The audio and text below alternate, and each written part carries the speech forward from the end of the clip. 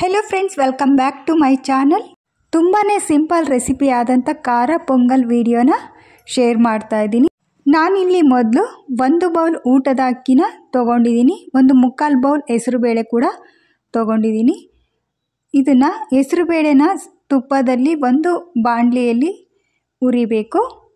ಇದು ಸ್ವಲ್ಪ ಬಿಸಿ ಆಗೋ ತನಕ ಇದನ್ನು ಮೀಡಿಯಮ್ ಫ್ಲೇಮಲ್ಲಿ ಬಿಸಿ ಮಾಡ್ಕೋಬೇಕು. ಈ ಅಕ್ಕಿನ ವಾಶ್ ಮಾಡಿಕೊಂಡು ಕುಕ್ಕರಲ್ಲಿ ಈ ಹೆಸರುಬೇಳೆ ಮತ್ತು ಅಕ್ಕಿನ ಸ್ವಲ್ಪ ಅರಿಶಿನ ಪುಡಿ ಹಾಕಿ ಇದನ್ನು ಬೇಯಿಸ್ಕೋಬೇಕು. ಈ ಅಕ್ಕಿ ಹೆಸರುಬೇಳೆಗೆ 2 ರಿಂದ 2.5 ಕಪ್ ನೀರು ಹಾಕಿ ಬೇಯಿಸ್ಕೋಬೇಕು. ನೋಡಿ, ಹೆಸರುಬೇಳೆ ಇವಾಗ ಫ್ರೈ ಆಗಿದೆ. ಇದಕ್ಕೆ ಇದೇ ಒಂದು ಬಾಣಲಿಗೆ ನಾನು ದ್ರಾಕ್ಷಿಯನ್ನು ಕೂಡ ಫ್ರೈ ಮಾಡ್ಕೊಳ್ತಾ ಇದ್ದೀನಿ. ಬೇಕಾದರೆ ನೀವು ಗೋಡಂಬಿ ಕೂಡ ಹಾಕ್ಕೋಬೋದು, ಇದು ಆಪ್ಷನಲ್. ಈ ಒಣ ದ್ರಾಕ್ಷಿನ ತುಪ್ಪದಲ್ಲಿ ಫ್ರೈ ಮಾಡಿ ಈ ಪೊಂಗಲ್ಗೆ ಹಾಕೋದ್ರಿಂದ ತುಂಬಾ ಚೆನ್ನಾಗಿರುತ್ತೆ ಟೇಸ್ಟು. ನೋಡಿ, ಇದು ಫ್ರೈ ಆಗಿದೆ. ಇವಾಗ ಅಕ್ಕಿ ಮತ್ತು ಬೇಳೆನ ಕೂಡ ಕುಕ್ಕರಲ್ಲಿ ಬೇಯಲಿಕ್ಕೆ ಇಡ್ತಾ ಇದ್ದೀನಿ. ತರಕಾರಿ ಕೂಡ 1 ದೊಡ್ಡ ಟೊಮೊಟೊ, 2 ದೊಡ್ಡ ಮೀಡಿಯಮ್ ಸೈಜ್ ಈರುಳ್ಳಿ, ಕರಿಬೇವಿನ ಸೊಪ್ಪು, ಶುಂಠಿ ಬೆಳ್ಳುಳ್ಳಿ ಪೇಸ್ಟ್, 1 ಹಸಿಮೆಣಸಿನ್ಕಾಯಿ, 2 ಒಣಮೆಣಸಿನ್ಕಾಯಿ ಕಟ್ ಮಾಡ್ಕೊಂಡಿದ್ದೀನಿ. ಇದರ ಜೊತೆಗೆ ಮೆಣಸು ಮತ್ತು ಜೀರಿಗೆ ಪೌಡ್ರ್ ಮಾಡ್ಕೊಂಡು ಇಟ್ಕೊಂಡಿದ್ದೀನಿ. ನೋಡಿ, ಅಕ್ಕಿ ಹೆಸರುಬೇಳೆ ಕೂಡ ಬೆಂದಿದೆ. ಇವಾಗ ಒಗ್ಗರಣೆ ಹಾಕ್ತಾಯಿದ್ದೀನಿ.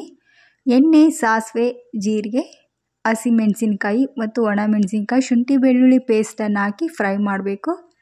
ಜೊತೆಗೆ ಕಟ್ ಮಾಡಿರುವ ಈರುಳ್ಳಿ ಮತ್ತು ಟೊಮೊಟೊ ಕೂಡ ಹಾಕ್ತಾಯಿದ್ದೀನಿ. ಇದೊಂದು ಸಲ ಚೆನ್ನಾಗಿ ಮಿಕ್ಸ್ ಮಾಡ್ಕೋಬೇಕು. ನಂತರ ಸ್ವಲ್ಪ ಉಪ್ಪು ಹಾಕಿ ಮತ್ತೊಂದು ಸಲ ಚೆನ್ನಾಗಿ ಮಿಕ್ಸ್ ಮಾಡ್ಕೋಬೇಕು.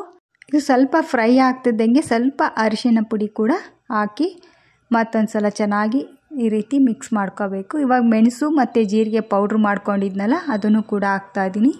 ಈ ಈರುಳ್ಳಿ ಟೊಮೊಟೊ ಸ್ವಲ್ಪ ಬೆಂದರೆ ಸಾಕು. ಇವಾಗ ನಾವೇನು ಬೇಯಿಸ್ಕೊಂಡಿದ್ವಲ್ಲ ಹೆಸರುಬೇಳೆ ಅಕ್ಕಿನ, ಅದನ್ನು ಕೂಡ ಹಾಕಿ ಮತ್ತೊಂದು ಸಲ ಚೆನ್ನಾಗಿ ಮಿಕ್ಸ್ ಮಾಡಬೇಕು.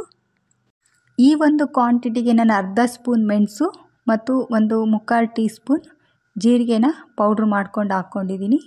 ನೋಡಿ, ಇವಾಗ ಚೆನ್ನಾಗಿ ಮಿಕ್ಸ್ ಆಗಿದೆ, ಕುದಿಲಿಕ್ಕೂ ಕೂಡ ಸ್ಟಾರ್ಟ್ ಆಗಿದೆ. ಕೊನೆಯದಾಗಿ ದ್ರಾಕ್ಷಿ ಏನು ಫ್ರೈ ಮಾಡ್ಕೊಂಡಿದ್ನಲ್ಲ, ಅದನ್ನು ಕೂಡ ಹಾಕ್ತಾಯಿದ್ದೀನಿ. ಇದನ್ನು ಮತ್ತೊಂದು ಸಲ ಚೆನ್ನಾಗಿ ಮಿಕ್ಸ್ ಮಾಡಬೇಕು.